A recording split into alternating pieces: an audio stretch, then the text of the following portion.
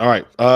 Next burning question, and this is more for me than for you guys. Fanta, we'll go to you first on this one. Is Wisconsin really a Final Four contender? Oh yeah, yeah. I mean that team is loaded offensively, and they're always going to be pretty solid on the defensive end. But let's talk about what they're doing.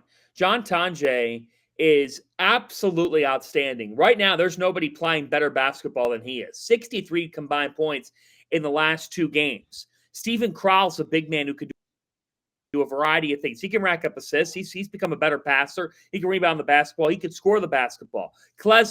Max Klesmit, this is a guy who can get buckets in waves as well and helps them.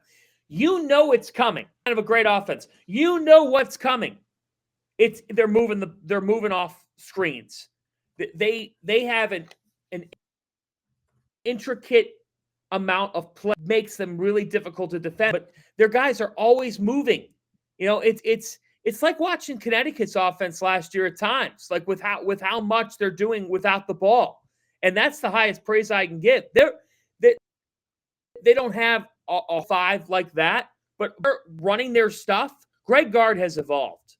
He has evolved what he does. His style has evolved. 2 years ago, this team was one of the worst offensive high major teams in America. Right now, they're one of the best, and they're playing as well on that end of the floor as anybody. And they're engaged defensively. They got a top 40 group there. Forget about it. They are loaded. They can win the Big Ten. They could win their last 5 Big Ten games, provided they beat State. And if they beat Michigan State, if you look at the track here, Michigan's got a hard schedule. Michigan State's got some hard games still with the Big Ten. It is Greg Gard's best coaching job. It's their best team in a decade. They can make it to San Antonio because, T.O., they have an All-American first-teamer in Tonje.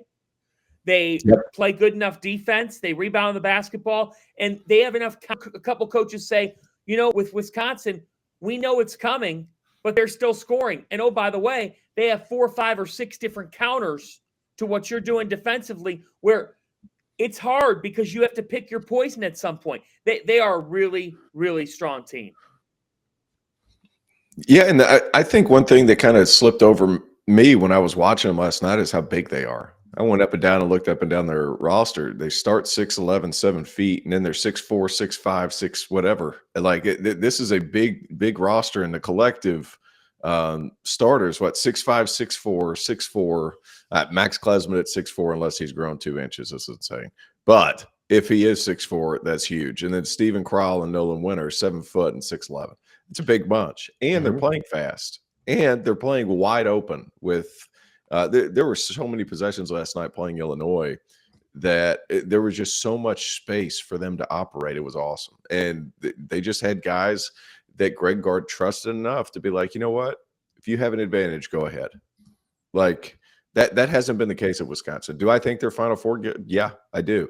I think the size is there. I think the shooting is certainly there. And another thing, they hit free throws and they get there. They get to the free throw line. So throw all those things in the mix. That's a nice little recipe.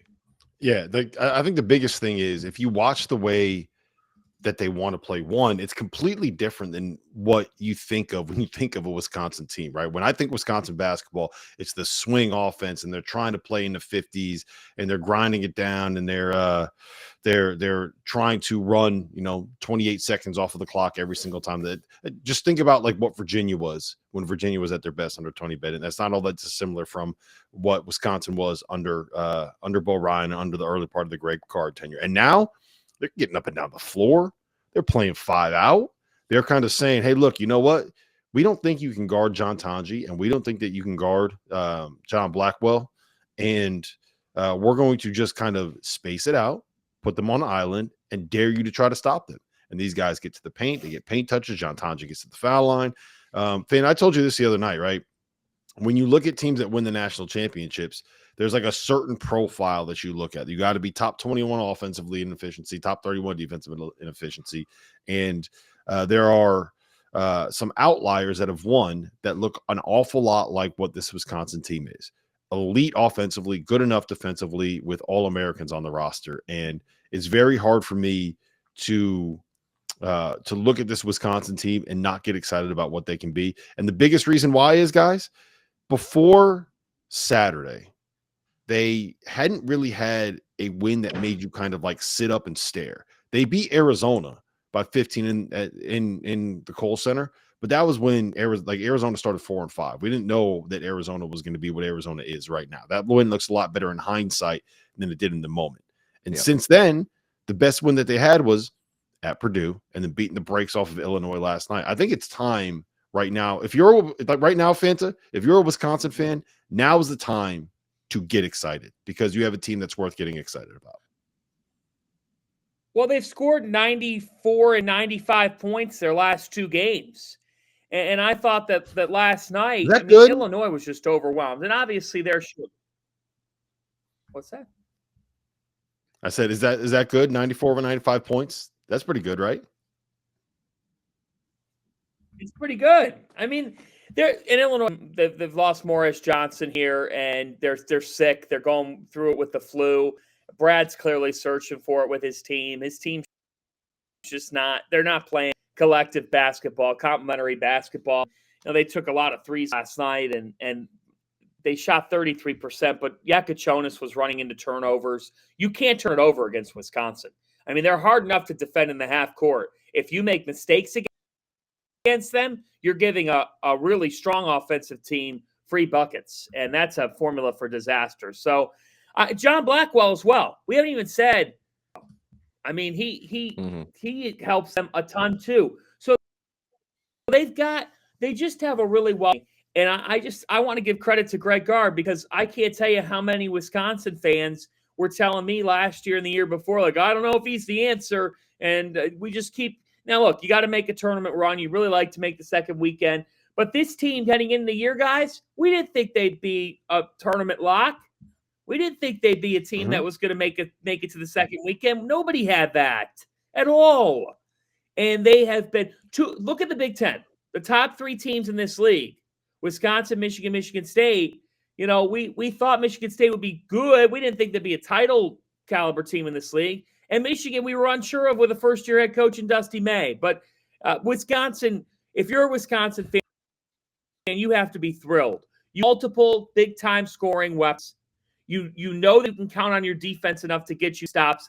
And if the defense is really engaged and racking up turnovers, then this team can beat anybody because they go from a top 10 to 15 team to a top 5 or 6 team in America. They are a real dark horse because when you can feed the ball to different guys who could score it for you on an island, but also have the guys who can come off screens and knock down threes, that they have an answer. They have an answer to your defense every time. And Tanjay, he is on the All-American first team right now. He should be. He's one of the 5 best players in the sport.